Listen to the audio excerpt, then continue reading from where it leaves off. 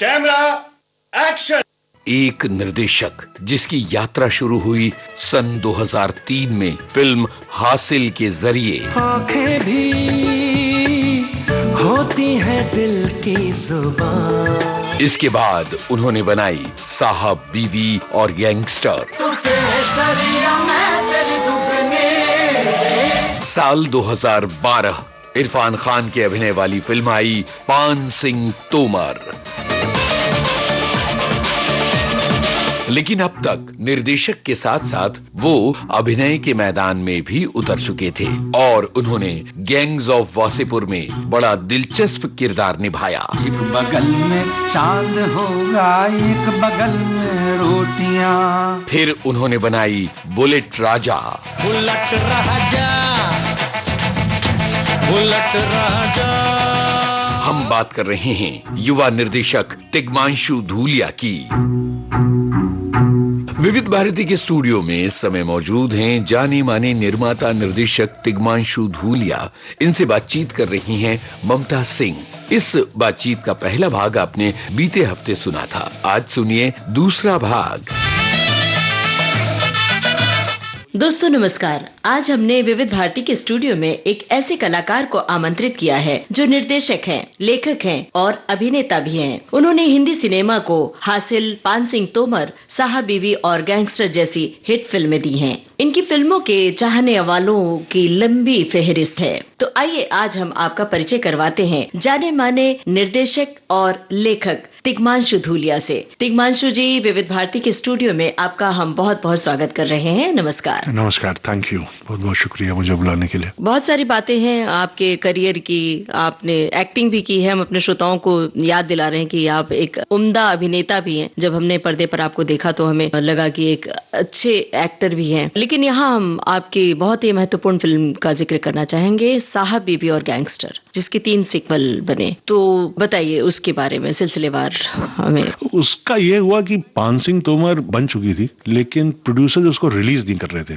उनको अच्छी लगती थी, लेकिन उनको ये रिस्पॉन्स आता था, अच्छी तो है, इसको देखेगा कौन, कोई स्टार वैल्यू नहीं है इसमें, कुछ नहीं है। तो मैं इंतजार कर रहा था कि फिल्म रिलीज हो तो फिर आपका करियर आगे बढ़े, नेक्स्ट पिक्चर पे जाए, कुछ करें। और ऑफिस था तो ऑफिस में आपका टीटी टेबल थी और रणदीप हुडा भी दोस्त हो गए थे। उसको मैं बहुत पहले से भी जानता था, दिल्ली से जानता था मैं। तो वो आता था, हम लोग टीटी खेलते थे, खाना खाते थे, कोई फिल्म देख लेते थे डीवीडी पे, फिर शाम को टीटी खेलते थे। रोज ही चल रहा था 1-2 महीने 3 महीने। फिर एकदम से मैंने रियलाइज किया कि हो क्या रहा है यार, पान सिंह तोमर रिलीज नहीं होगी तो हम क्या टीटी खेलते रहेंगे? What are we doing with our time and life? हम लोग प्रोफेशनल्स हैं, कुछ करना चाहिए। तो मुझको मेरे एक दोस्त दिल्ली के मिले, वो फिल्म इंडस्ट्री से नहीं थे, नए नए दोस्त बने थे और डिजिटल कैमरा आने वाला था। मुझको मालूम था कि डिजिटल आने वाला है और इससे जो है स्टॉक का रेट खत्म हो जाएगा, फिल्म मेकिंग की कॉस्ट कम हो जाएगी। तो मैंने कहा कि हम किसी को पैसा नहीं देंगे, फिल्म बनाते हैं। और मैंने अपने दोस्त से कहा तुम किसी तरह 1.5 करोड़ रुपए का जुगाड़ करो, मैं फिल्म बना दूंगा 1.5 करोड़ में। तो उसने कहा ठीक है। फिर उनके ही बड़े भाई थे गुजरात में, राहुल मित्रा मेरे दोस्त का नाम है। तो उनके बड़े भाई थे विपुल भाई साहब, वहां पे गुजरात में सीनियर IAS ऑफिसर थे, सब अभी रिटायर कर चुके हैं। तो हमारे पास कुछ नहीं था, जी जी, सिर्फ था कि पैसा आ जाएगा। तो आइडिया आया कि साहब, बीवी, गुलाम, इसको तोड़ा जाए। तो साहब, मैंने कहा गुलाम नहीं, गैंगस्टर। साहब, बीवी और गैंगस्टर। और साहब, बीवी और गुलाम में जिस तरह से मीना कुमारी जी का रोल था कि रो रही है, जाओ सही है, तड़प रही है, दिखाई पड़ता है। हमारी पिक्चर में ये आज की बीवी ये तड़पेगी नहीं, ये रिवेंज देगी। छटपटाहट है, लेकिन वो अलग तरह विद्रोह भी है, वो विद्रोह है उसमें।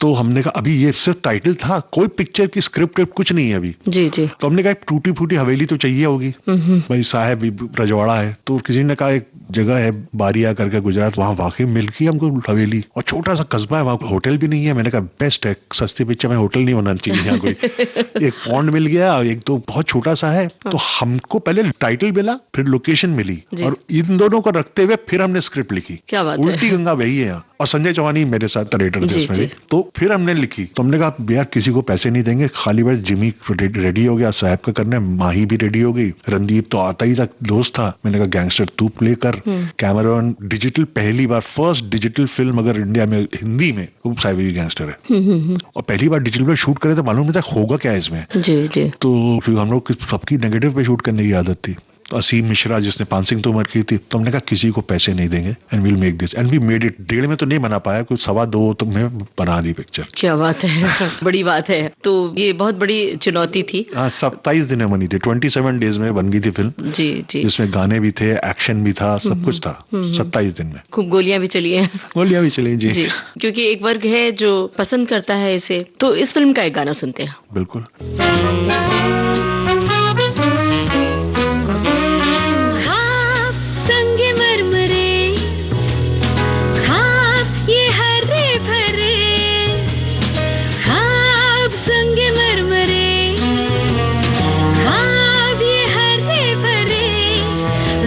जो नींद खुल गई ख्वाब कांच के, अरे अरे इधर गिरे उधर गिरे, अरे अरे अरे अरे अरे इधर गिरे उधर गिरे, अरे अरे अरे अरे अरे।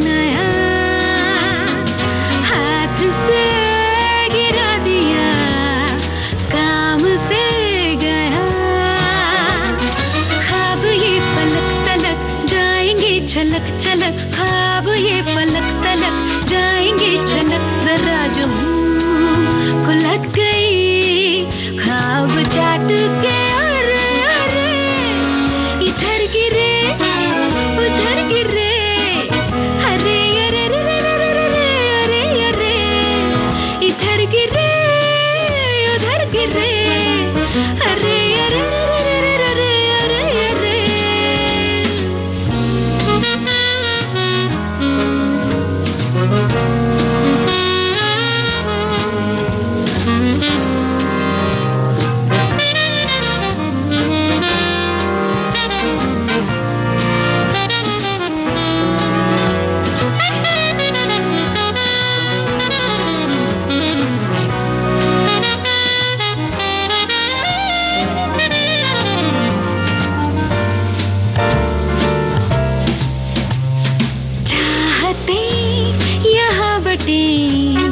ताश की तरह हाथ जो जीत ले, ऐश है यहाँ ख्वाब ये शरारती है तेरे बनावटी, ख्वाब ये शरारती है बनावटी, जरा जो धूल लग गई ख्वाब खाक के, अरे अरे इधर गिरे उधर गिरे, अरे अरे अरे अरे इधर गिरे उधर गिरे, अरे अरे अरे आप संगे मरमरे ख्वाब ये हरे भरे, ख्वाब संगे मरमरे ख्वाब ये हरे भरे,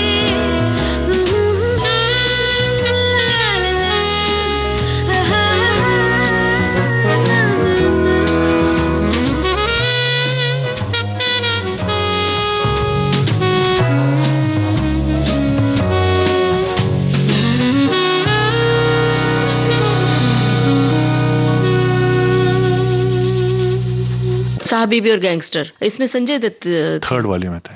साहेब बीवी सेम रहते थे, जिमी और माही। जी। तो पहले में गैंगस्टर बने रणदीप, सेकंड पार्ट में गैंगस्टर बने इरफान, थर्ड में बने जी। संजू बाबा। अच्छा, संजय दत्त के बारे में कुछ बताएंगे? संजय दत्त से जुड़ी हुई कोई बात, यादगार घटना बताएंगे? अब हालांकि वो फिल्म फ्लॉप हुई बहुत बुरी तरह से, पार्ट 3, जिसकी जिम्मेदारी मैं ही लेता हूँ। बेहतरीन आदमी, मतलब संजू उनकी फिल्म रिलीज हो गई थी, उसके बाद अली साहब गैंगस्टर शायद, तो दोबारा से उनके जो अभी वाला फिल्म करियर शुरू हुआ, उसमें शुरुआती दौर की फिल्म है साहब गैंगस्टर।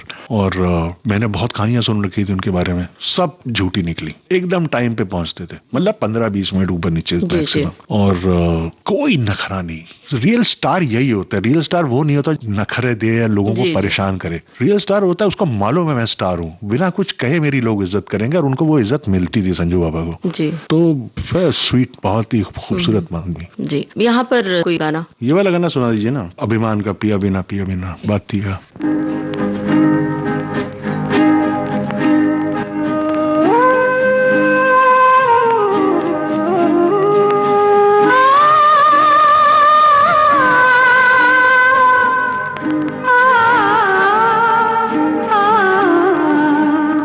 पिया बिना,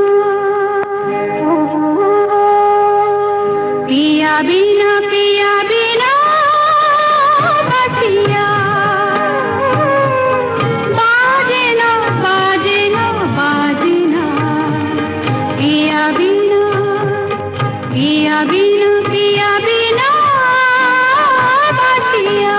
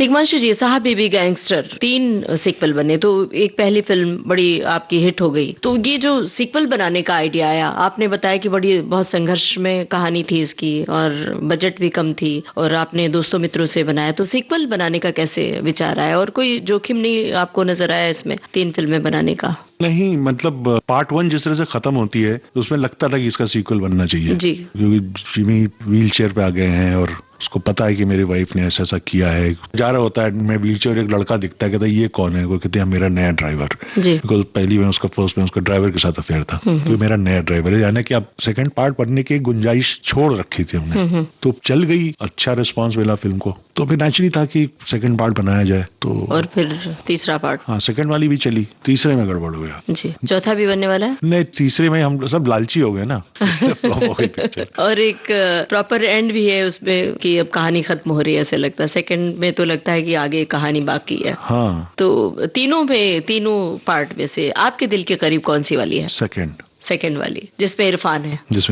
और सच कहें तो हम सबको वो ही ज्यादा अच्छी लगी। बहुत लोगों को फर्स्ट ज्यादा अच्छी लगती है। हाँ, जी। तो मैं हमेशा कहता हूँ फर्स्ट एक शॉर्ट स्टोरी जैसी है जिसमें एक ट्विस्ट है, सेकंड ज्यादा गूढ़ है, वो नॉवल जैसी है। जी जी। तो नॉवल को समझना थोड़ा सा मुश्किल होता है लोगों को, कहानी तो पढ़ लेते हैं आराम से, सेकंड ज्यादा कॉम्प्लिकेटेड, ज्यादा ठीक है। बिल्कुल। और उसमें राजा है। हाँ, उसमें सोहा है और सोहा भी ड्रंकर्ड बन जाती है इनमें। तो सोहा अली खान से जुड़ी हुई कोई खास बात बताइए, उनका भी बड़ा ही महत्वपूर्ण किरदार है और 2 हीरोइन की टसल, कैसे ये बुना आपने इस कहानी को? कैसे सोहा को लेने के पीछे सिर्फ एक कास्टिंग का वो था कि यानी कि बिकॉज वो खुद एक रॉयल्टी है, तो मुझको लगा कि वो जो इमेज है उसकी, बिकॉज शी सैफ और ये, मैंने कहा वो वर्क करेगा पिक्चर के लिए, तो उसके पीछे सिर्फ यही कारण, और एक्टर्स मुझे अच्छी लगती है वो। जी, बहुत अच्छी एक्टिंग की है, तो इसलिए सोहा को लिया। और जो 2 राजा, मतलब इरफान भी राजा है और एक साथ में, तो ये जो बीच की बुनावट है, इसके लिए कुछ रिसर्च करनी पड़ी आपको या कुछ खुद से कहीं आपके मन में आई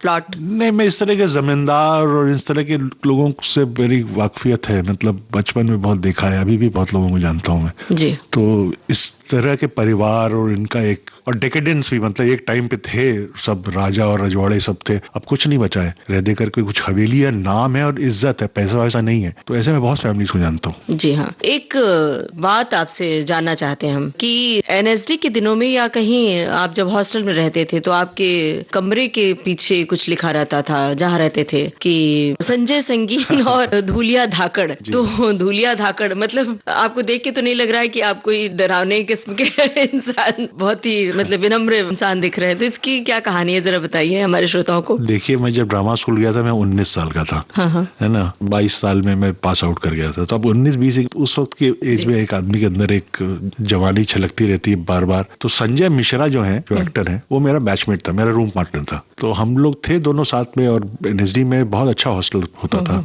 तो हमने दरवाजे पे लिख दिया था धूलिया धाकड़ और संजय संगीन, राइम भी करता है ना थोड़ा, तो ऐसे ही वो पता नहीं पॉपुलर सा हो गया बहुत। बता देने के लिए लोगों को सावधान रहो, हम लोग रहते हैं इस कमरे में। जी जी। आपकी पसंदीदा फिल्में बताइए, कौन सी फिल्में आप देखते हैं जब फुर्सत में होते हैं? लंबी फेहरिस्त होगी लेकिन कुछ फिल्में बताइए। मैं आजकल थोड़े क्लासिक्स ज्यादा देखने लगा हूँ, पुरानी फिल्में, हॉलीवुड की भी और यूरोपियन सिनेमा में भी, और हिंदी की भी अगर कुछ एक आध जो मिस हुई हैं वो भी। पूरे में जब तक दुनिया भर में नई फिल्में ज्यादातर खराब बन रही हैं, फिल्मों का स्तर बहुत घटिया हो गया। जी जी। और अब एक गाना सुनते हैं, फिर आपके अभिनय की दुनिया की ओर चलते हैं। कौन सा गाना सुनवाया? सलिलदा का एक और गाना है, कहीं दूर जब दिन ढल जाए, वो सुना दीजिए। जी, सुनते हैं ये गाना।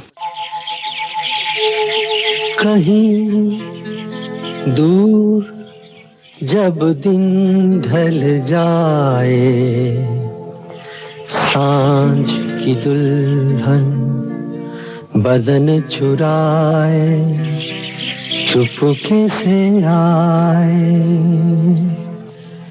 कहीं दूर जब दिन ढल जाए, सांझ की दुल्हन बदन चुराए, चुपके से आए। मेरे ख्यालों के आंगन में कोई सपनों के दीप जलाए, दीप जलाए। कहीं दूर जब दिन ढल जाए, सांझ की दुल्हन बदन चुराए चुपके से आए।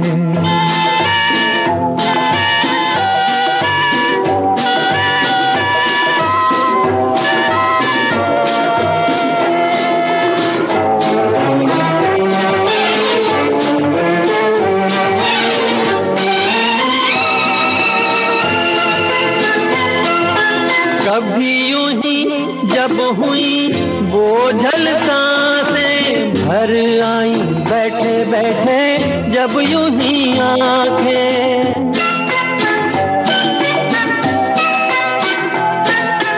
कभी यूं ही जब हुई बोझल सांसें भर आई बैठे बैठे जब यूं ही आंखें।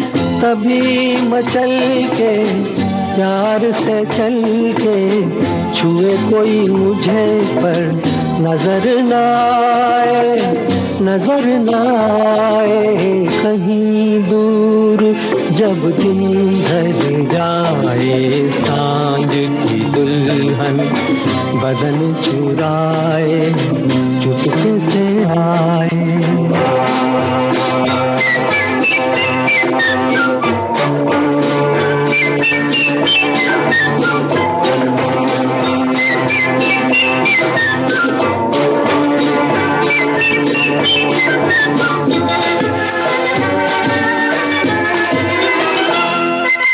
कहीं तो ये दिल कभी मिल नहीं पाते, कहीं से निकल आए जन्मों के नाते।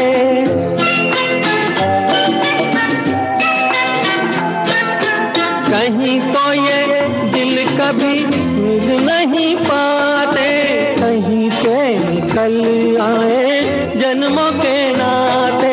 है मीठी उलझन गैरी अपना मन अपना ही होके सहे दर्द पर आए, दर्द पर आए। कहीं दूर जब दिन ढल जाए सांझ की दुल्हन बदन चुराए चुपके से आए।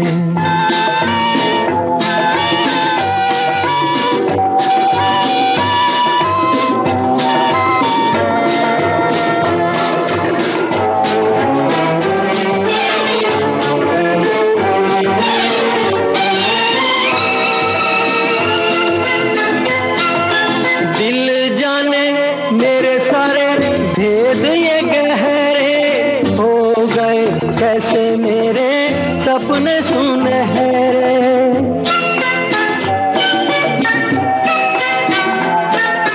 दिल जाने मेरे सारे भेद ये गहरे हो गए। कैसे मेरे सपने सुनहरे, ये मेरे सपने यही तो है अपने, मुझसे जुदा ना होंगे इनके ये साए, इनके ये साए।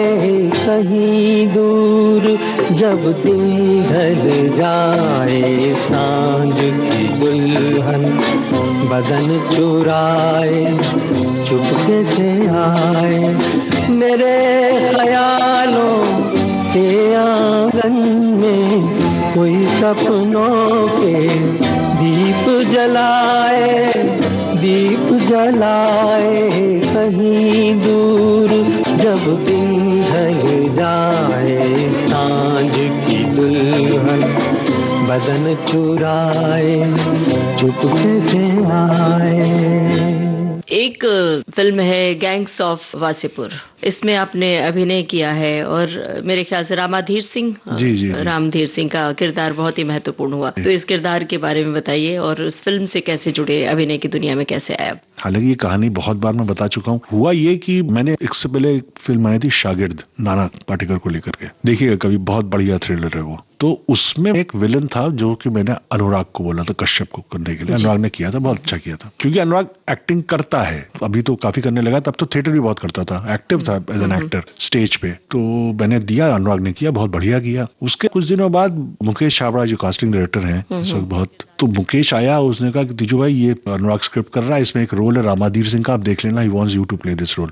मैं तो एक्टिंग करता ही नहीं था, मैंने एनएसडी में एक्टिंग में स्पेशलाइज किया, लेकिन निकलने के बाद मैं फिल्में करने लगा और डायरेक्शन में चला गया, मैं कभी एक्टिंग नहीं की मैंने। तो मैंने कहा ठीक है छोड़ दे, मैंने ज्यादा तवज्जो नहीं दी, पढ़ी है वो स्क्रिप्ट, 1 महीना हो गया टेबल पर पड़ी, मैंने देखी भी नहीं। अब वो आ गया, अच्छा शूटिंग है बनारस, मैंने कहा होगा देखा जाएगा। तब तक क्या हुआ, एक दिन प्रोस्थेटिक्स वाले आए जो आपको नाप लेने के लिए फेस का, तो मैंने ये क्यों आए हैं, कहता क्योंकि आपको उसमें 70 साल का बुढ़ा प्ले करना है ना। अब मैं डर गया, मैंने प्रोस्थेटिक वालों को नापा तो दिया, लेकिन क्या है जब आप एक्सटर्नल एक्टिंग करते हैं ना, बुढ़ा बनना है या लगड़ा के चलना है या आवाज बदली हुई है, वो सब लोगों को लगता है आसान है, सबसे मुश्किल काम होता है वो करना। तो मैं पहुंच गया, मुझको लगा कि क्या होगा, बेकार एक्टिंग होगी, मेरा घर थोड़ी बंद हो जाएगा, मैं तो राइटर डायरेक्टर हूँ, एक्टर तो हूँ नहीं, खराब एक्टिंग करेंगे तो लोग कहेंगे बेकार एक्टर, क्या फर्क पड़ता है। चलो, दिस कॉन्फिडेंस जो मेरे अंदर था ना, उसने मुझसे एक्टिंग करवा दी। डायरेक्टर दोस्त था अनुराग, एक्टर्स जो और थे मनोज वाजपेयी, नवाज, ये सब दोस्त थे। अगर मैं अमिताभ बच्चन के सामने जा रहा होता पहली बार और डायरेक्टर को मैंने, तो मैं शायद बहुत घबराता फर्स्ट टाइम,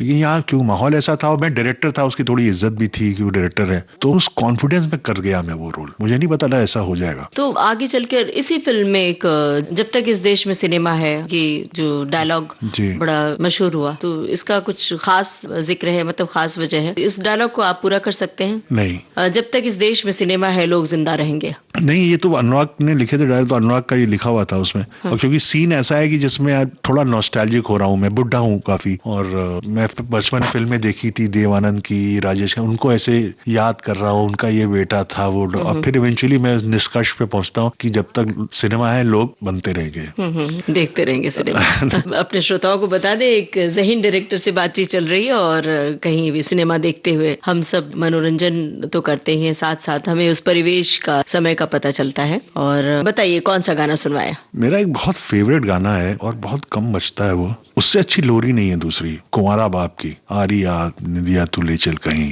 राजेश रोशन का म्यूजिक है, किशोर दा ने गाया है, ब्यूटीफुल सॉन्ग। जी सुनते हैं।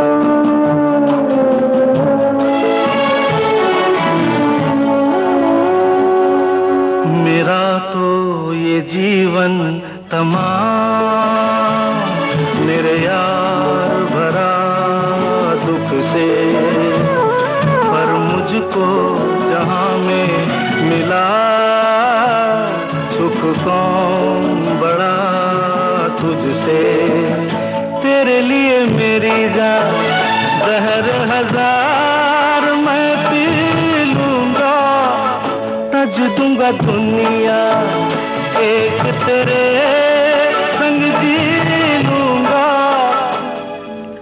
ओ नजर के नूर आरिया जा, निंदिया तू ले चल नहीं, उड़न खटोले दूर दूर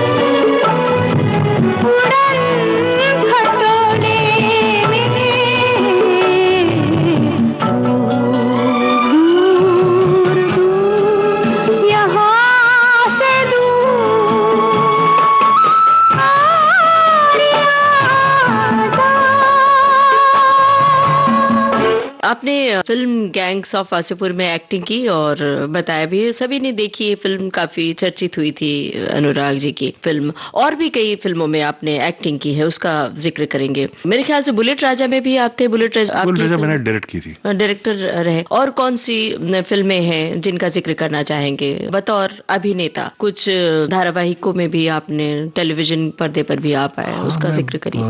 मैंने एक फिल्म की थी हीरो, जिसमें आदित्य पंचोली जी का बेटा और सुनील शेट्टी जी की बिटिया को लॉन्च हुई थी। वो हीरो का रीमेक था, जैकी श्रॉफ वाली सुभाष कई जी की फिल्म जो थी उसका। तो उसमें शम्मी कपूर ने जो रोल किया था वो मैंने किया। फिर मैंने शाहरुख की जीरो, उसमें मैं शाहरुख खान का फादर प्ले कर रहा हूँ। वो भी काफी लोगों को मजा आया था। छोटा सा रोल था मेरा बहुत उसमें, लेकिन मजा बहुत आया था लोगों को। एक डायरेक्टर, आप कलाकारों को बताते हैं कि किस तरह से अभिनय करना है, और आप खुद एक अभिनेता, तो कहीं मन में कैसा है ये एक्सपीरियंस, मतलब बतौर डायरेक्टर और एक एक्टर, तो दोनों के बीच की जो सामंजस्य होता है कैसे बिठाते हैं आप? एक बार मेरे साथ ऐसा हो गया था कि मुझको डायरेक्ट भी मैं कर रहा था और मुझको एक्टिंग भी करनी थी। वो इसलिए हुआ कि मैं वो रोल खुद नहीं करना चाहता था, लेकिन मुझे वो करने को कोई एक्टर मिला ही नहीं। और उस सीन्स को मैं कर लेंगे लास्ट में शो सारी पिक्चर हो गई, यही 1-2-3 सीन बचे हैं, तो थकार को मुझे खुद करना पड़ा वो रोल। वो फिल्म थी मिलन टॉकीज, उसमें मैं हीरो का बाप बना हूँ और फिल्मी बाप है बहुत। तो वो करते हुए मुझे बड़ी प्रॉब्लम हुई, क्योंकि मैं बार बार करके, जब भी मैं एक्टिंग करता हूँ मैं कभी मॉनिटर नहीं देखता। जब कोई दूसरा डायरेक्टर और मैं सिर्फ एक्टर हूँ, मैं कभी मॉनिटर के पास नहीं जाता कि दिखाओ क्या हुआ है, never do it.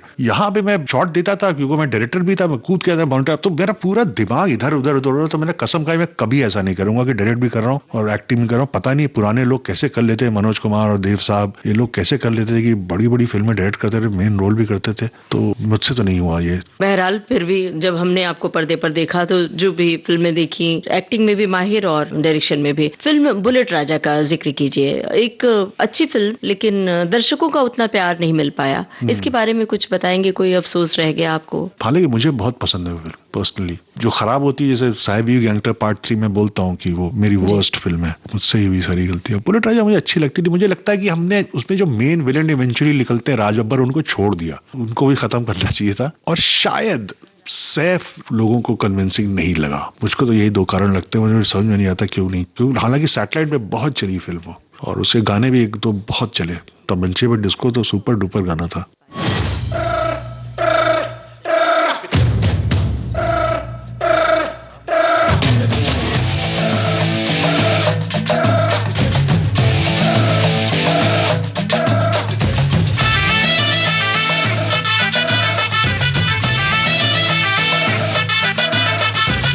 Point bullet वहां पे निकले जो फुर फुर,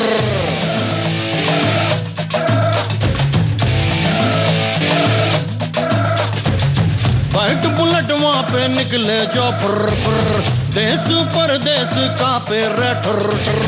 शेर को चारा खिलाई दिए चुरमुर, ऐसा अपना कर रजवा के बज गया बाजा। आया आजा बुलेट राजा, बुलेट राजा, बुलेट राजा, बुलेट राजा, बुलेट राजा, बुलेट राजा, बुलेट राजा, बुलेट राजा।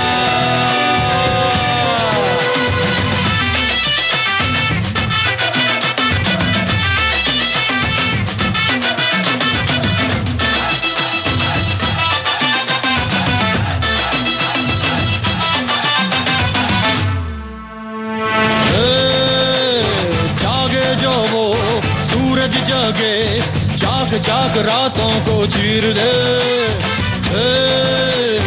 आगे जो वो पीछे चले, लाख लाख तारों की भीड़ रे। राजा ये चलत चलत थमता नहीं, राजा ये धड़क धड़क डरता नहीं, हट जा रे आगे से हुर्र।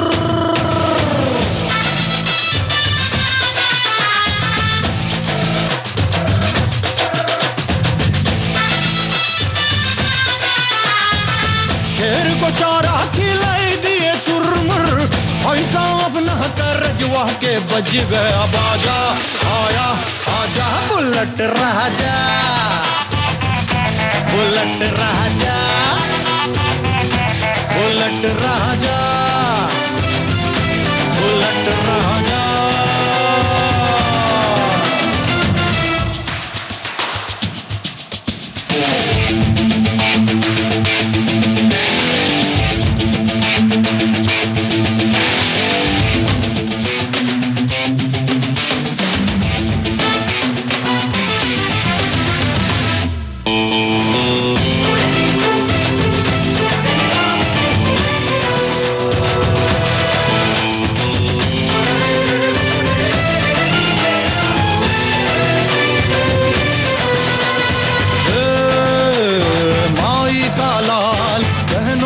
हाल, घाट घाट यारों का यार रे, रोमांच भी आन बान लवरों की शान रे, दिल जो लगा ले तो लागे लगन, मीरा भी नाचे रे होके मगन, पक्के लगाता है सुर, व्हाइट बुलेट वहां पे निकले जो व्हाइट बुलेट वहां पे निकले जो देश परदेश कांपे रे शेर को चारा खिलाई दिए चुरमुर, ऐसा अब न कर जवा के बज गया बाजा, आजा बुलेट राजा, बुलेट राजा, बुलेट राजा, बुलेट राजा, बुलेट राजा, बुलेट राजा, बुलेट राजा, बुलेट राजा।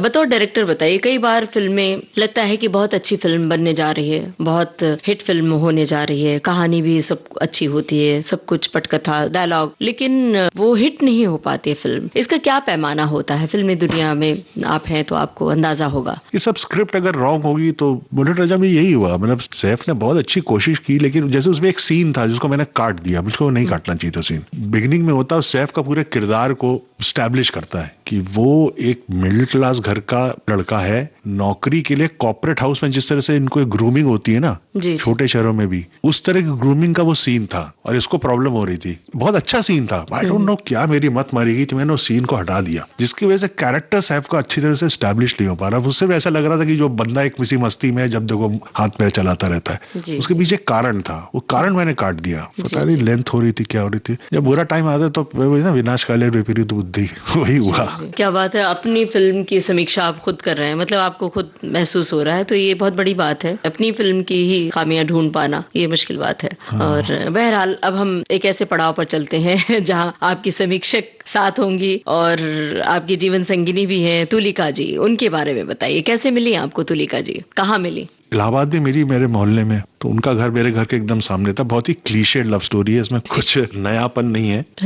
घर के सामने, हम लोग छोटे थे तब, और हमारे घर के बीच में पार्क था, पार्क के सामने उनका घर था ग्राउंड फ्लोर में, इधर मेरे फर्स्ट फ्लोर पे था। तो एकदम एक दिखता था सब एक दूसरे का घर, और सुबह में हो जाता है इश्क, और हो गया इश्क।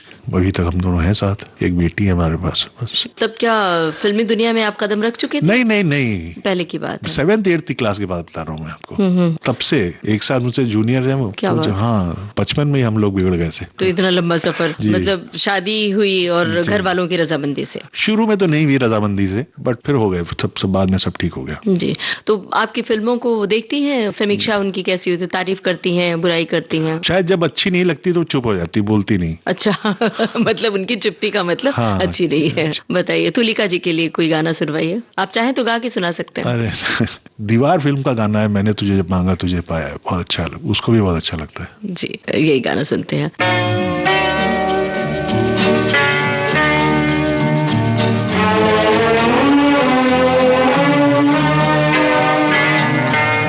मैंने तुझे मांगा तुझे पाया है, तूने मुझे मांगा मुझे पाया है।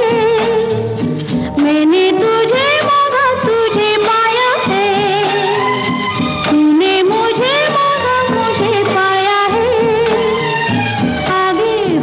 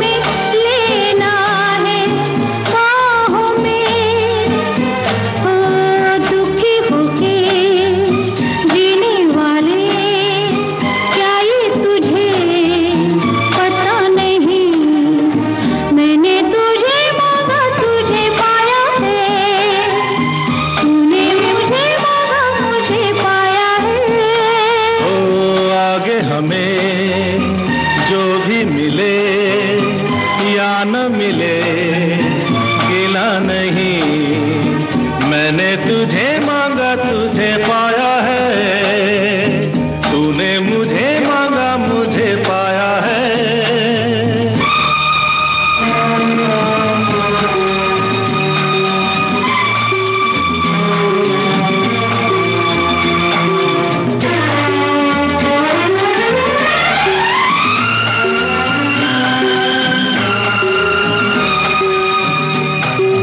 जिद है तुम्हें तो लो लब पे न शिकवा कभी भी लाएंगे, हंस के सहेंगे जो दर्द या गम भी जहां से पाएंगे। तुझको जो बुरा लगे ऐसा कभी किया नहीं, मैंने तुझे मांगा तुझे पाया है, तूने मुझे मांगा मुझे पाया है। आगे हमें आगे हमें जो भी मिले मिले या न मिले या न मिले, गिला नहीं, मैंने तुझे मांगा तुझे पाया है, तूने मुझे मांगा मुझे पाया है। मैंने तुझे मांगा तुझे पाया है। आप फिल्मी दुनिया में डायरेक्टर हैं और घर में तुलिका जी हैं, तो घर में किसका निर्देशन चलता है, तुलिका जी का या आपका? उसका ही चलता है, उन्हीं का चलता है। कुछ मामलों में मेरा ही चलता है, लेकिन उसका ही चलता है। घर वही संभालती है। घर के जो लॉजिस्टिक्स हैं, कौन सी चीज की कमी है, क्या चीज आनी है, क्या होना है, क्या नहीं होना है, वो उनके साथ की कोई यादगार घटना श्रोताओं से साझा करिए, कोई खास बात, कौन सी बात उनकी नहीं पसंद आती, उनको आपकी कौन सी बात नहीं पसंद आती है, ऐसी कुछ बात? ऐसी तो बहुत सारी बातें जो उसकी पसंद नहीं आती, उसकी मुझे नहीं पसंद आती, लेकिन क्योंकि इतने साल हो गए शादी को, फिर शादी में आप दोस्त हो जाते हैं। आप अगर इस रिश्ते को समझ जाए ना आदमी अच्छे से, हस्बैंड वाइफ के, तो बाकी रिश्ते भी बहुत आसानी से समझ में आने लगते हैं। आपको जज नहीं करना चाहिए, इतना जजमेंटल जो हम लोग हो जाते हैं ना, हम चाहते हैं हम जैसा सोच रहे हैं वैसे ही दूसरा आदमी भी वैसे ही सोचे, वैसे ही करे। इस बात को समझने में बहुत उम्र निकल जाती है। तो अगर ये पहले समझ में आ जाए कि हर आदमी एक जैसा नहीं होता, आपको दूसरे को जैसा है वैसा ही एक्सेप्ट करना पड़ेगा, और वो जो है वो इंसानी है, थोड़ी बहुत खामियों के साथ, आपके अंदर भी 50 खामियां हैं, तो जजमेंटल होना हम लोगों को छोड़ना पड़ेगा। तो शायद थोड़ा बहुत सीख लिया हम लोगों ने भी इतने साथ रहने के बाद। जी बिल्कुल। उनकी किसी बात पर आपकी नाराजगी होती है, या आपकी किसी बात पर, मतलब आप एक फिल्मी दुनिया में हैं और उनको कुछ बुरा लगता है कि? नहीं, ऐसा उसको फिल्मी टाइमिंग्स को लेकर के उसका कुछ वो नहीं है, और मैं बहुत सेट लाइफ जीता हूँ। मुझको, मैं बहुत पार्टीबाज नहीं हूँ, मेरे बहुत कम एक आध दो फ्रेंड्स हैं, और मैं खाना बनाने का मुझे शौक है, तो संडे को मैं इसे बनाता हूँ जब भी हो तो खाना। और उसको बिल्कुल खाना बनाने का शौक नहीं है, बिल्कुल नहीं, उसको बर्तन मांजने का शौक है। ये तो बहुत बढ़िया बात बताई, और हमारे जो श्रोता सुन रहे हैं, कई लोगों को होता है बर्तन धोने का, लोगों को बड़ा मजा आता है, पानी के साथ कुछ है जुड़ाव लोगों को। तो ये बहुत बढ़िया बात है। क्या चीजें बना लेते हैं खास? आपने कहा ना खाना बनाने का शौक है, मतलब नॉर्मल दाल चावल रोटी या स्पेशल कुछ? नहीं, रोटी नहीं बना पाता मैं, लेकिन बाकी सब कुछ बना लेता हूँ, मतलब चाइनीज, इटालियन, जापानीज ये भी बना लेता हूँ, और हिंदुस्तानी खाना तो बना ही लेता हूँ। हम एक बार फिर पीछे की ओर चलते हैं, आपके सेंट जोसेफ कॉलेज की कोई याद साझा कीजिए हमारे श्रोताओं के साथ। इलाहाबाद के रहने वाले, इलाहाबाद में कॉलेज है जहाँ पढ़े हैं? जी, सेंट जोसेफ में मैं पढ़ा हूँ 10th तक, मतलब वो 10वीं क्लास तक मेरी जो पढ़ाई वो पास होता था, 10th में फेल हो गया, तो मैं बहुत अच्छा पढ़ाई में नहीं था। मुझको साइंस और मैथ्स बिल्कुल नहीं समझ में आता था, और मुझे जैसे सबको प्रॉब्लम होती है फेलियर से, मुझे भी बहुत प्रॉब्लम होती है। जब मैं फेल हुआ ना, उसने मेरी जिंदगी बदल दी। तो हम लोग का जो कनेक्शन है वो उत्तराखंड से है। उत्तराखंड तो तब उत्तर प्रदेश का ही पार्ट था, अभी 2000 में बना है, तो हम लोग छुट्टियों में या तो ननिहाल या ददियाल दो जगह जाते थे, दोनों जगह, मतलब गर्मी देहरादून या कोटद्वार। देहरादून मेरा ननिहाल है। फेलियर और पास छुट्टी तो सभी को मिलती है, तो हम भी देहरादून गए। वहां पे मैं बड़ा सर झुकाए, रिश्तेदार बोल रहे, फिर तो वहां पे पता है कि एक स्कूल है, कॉलेज है, जहाँ पे पंजाब बोर्ड है, और पंजाब बोर्ड में कहते हैं 6-6 महीने पे 2 सेशन साल में 2 होते हैं। तो उनके प्रिंसिपल मेरे फादर को जानते हैं, उन्होंने कहा आप बच्चे को भेज दीजिए, 6 महीने में इसका 10th यहाँ से करवा दूंगा। तो मैं चला गया, फिर छुट्टियां खत्म हो गई थी, मदर फादर भी चला गया, मैं नाना नानी जी के साथ रहने लगा। यहाँ मैंने फिर बहुत पढ़ा और बहुत पिक्चरें देखी, दोनों काम किए मैंने खूब। और बाद में पता चला कि जो कॉलेज था वो एक्चुअली फेलियरों का कॉलेज था, कोई वहां पे 1 साल 2 साल से पास नहीं हुआ, मतलब थाईलैंड इंडोनेशिया के फेलियर भी वहां पढ़ने आते थे। शक्ति इतनी ज्यादा रही होगी। लेकिन पता नहीं क्या हुआ, वहां पे गुरुमुखी मुझे सीखनी पड़ी। 10th क्लास की जो हिंदी होती है वो आसान हिंदी नहीं होती, अगर अगर आपको यूपी बोर्ड का याद हो, 10th क्लास की मुश्किल हिंदी होती थी और गुरुमुखी थी। और हम इलाहाबाद में पंजाबी वैसे ही बहुत कम है, गुरुमुखी तो कोई पंजाबी बोलते हुए नहीं सुना किसी को। मुझे गुरुमुखी सीखनी पड़ी। मैथ्स भी उनके डिफरेंट थी, लेकिन मैं शायद पहला स्टूडेंट होऊंगा वहां का जिसने 6 महीने में विद वेरी गुड 58-59% पास कर लिया मैंने। और फिर मैं 11th क्लास में भी 6 महीने में पास कर दिया। एंग्लो बंगाली इंटर कॉलेज में मैंने एडमिशन लिया, आर्ट्स लिया। 11th वहां का 6 महीना बीत चुका था। मैंने 10th और 11th दोनों 6 महीने में किए और अपने साथ के लोगों के साथ आ गया। फिर 12th कर लिया, फिर यूनिवर्सिटी कर ली। तब तक मैं समझदार हो गया था।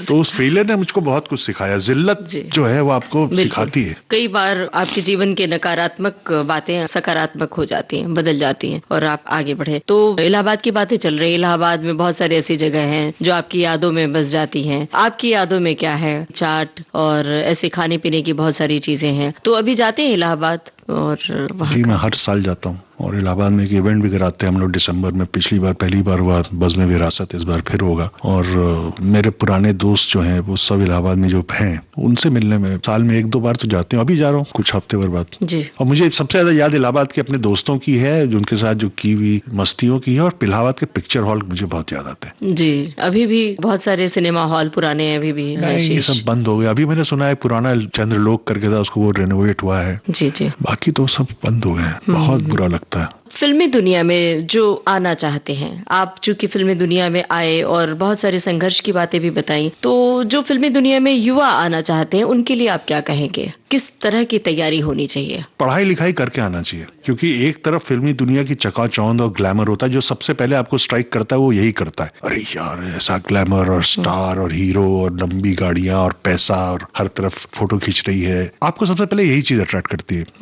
बट वो तो कुछ बन जाने के बाद होता है, उसको जूझने के लिए। और अगर वो नहीं मिला और वो आपको थोड़ा हार का सामना करना पड़ा, तो उससे आप कैसे जूझेंगे? उसको लिए सिर्फ आपकी पढ़ाई और आपका विवेक ही आपका साथ दे सकता है। जी बिल्कुल। तो बहुत कम उम्र में नहीं आना चाहिए। जी सही बात। थोड़ी पढ़ाई लिखाई करके आनी चाहिए। आपको सही गलत का एक मापदंड सेट होना चाहिए, तब आना चाहिए। फिल्म इंडस्ट्री में बहुत इनसिक्योर इंडस्ट्री है, बहुत ही ज्यादा। और आपको हर वक्त एंटिसिपेशन में जीना पड़ता है कि कल उसको फोन करूं, उठाएगा नहीं उठाएगा, हर चीज होगा कि नहीं होगा, यही लाइफ है फिल्म इंडस्ट्री की। और अपनी प्रतिभा का आकलन। हाँ, कहते हैं ना, यहाँ पे पहला लाख कमाना बहुत मुश्किल है, करोड़ तो कमा लेता आदमी, पहला लाख कमाना बहुत मुश्किल है यहाँ, बहुत मुश्किल है। जी जी। और अपने आने वाले प्रोजेक्ट के बारे में बताइए, कोई नई फिल्म बना रहे हैं आप? जी, मेरी अभी एक फिल्म मैंने तैयार की है, उसको रिलीज होनी चाहिए इस साल। उसका नाम है घमासान। उसमें अरशद वारसी और प्रतीक गांधी हैं, राजपाल यादव है। मामी में प्रीमियर हुई थी इस बार, बहुत अच्छा रिस्पॉन्स है फिल्म का, बहुत बढ़िया। और फिर मेरा एक ड्रीम प्रोजेक्ट है, मैं के आसिफ साहब की बायोपिक बनाना चाहता हूँ।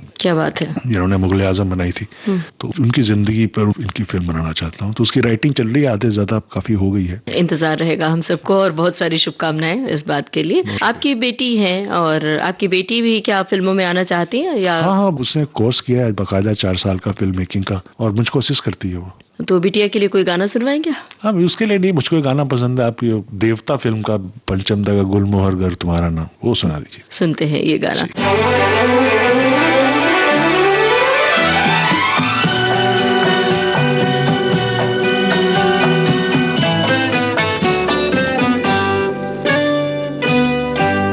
गुलमोहर गर तुम्हारा नाम होता, गुलमोहर गर तुम्हारा नाम होता, मौसमे गुल को हंसाना भी हमारा काम होता। गुलमोहर गर तुम्हारा नाम होता।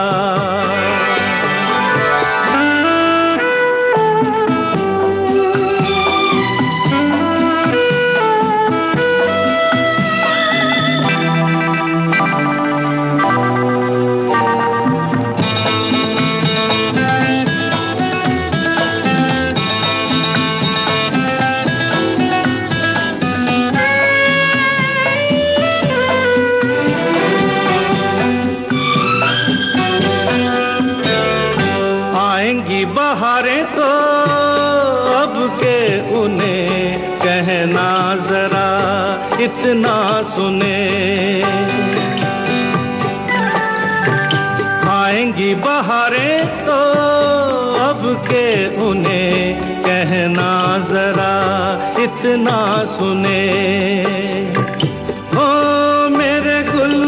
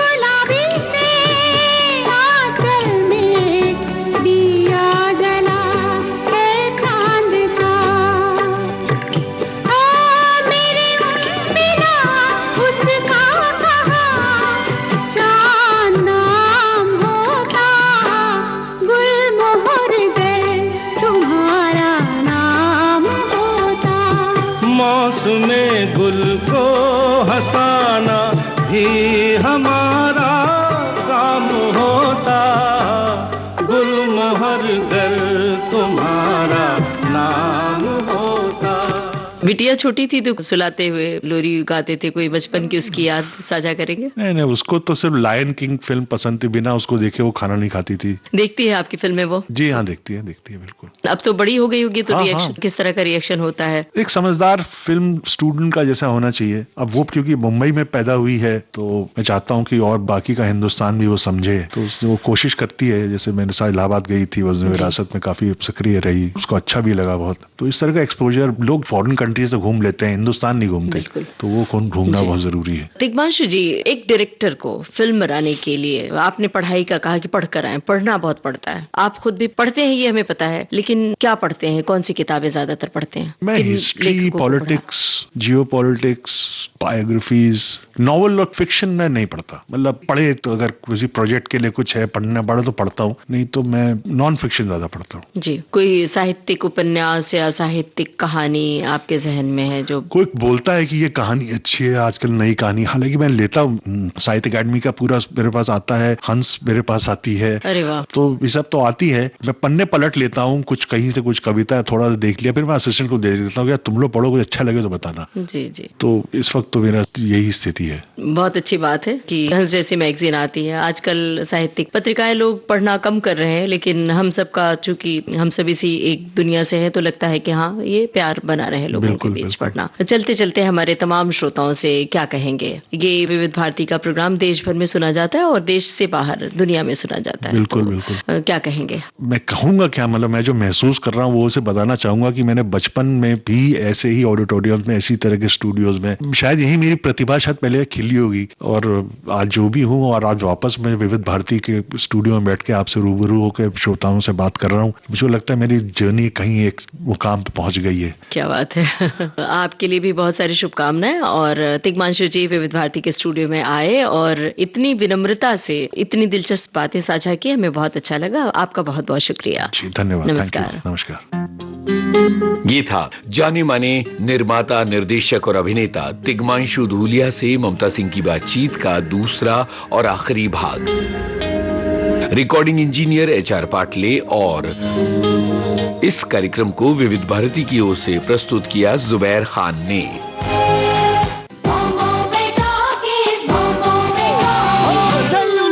डिजिटल अपना बॉम्बे टॉकीज, अरे पिक्चर ही कल्चर है अपना बॉम्बे टॉकीज। रॉकिंग है, रोलिंग है अपना बॉम्बे टॉकीज। सुपर है, डुपर है अपना बॉम्बे टॉकीज।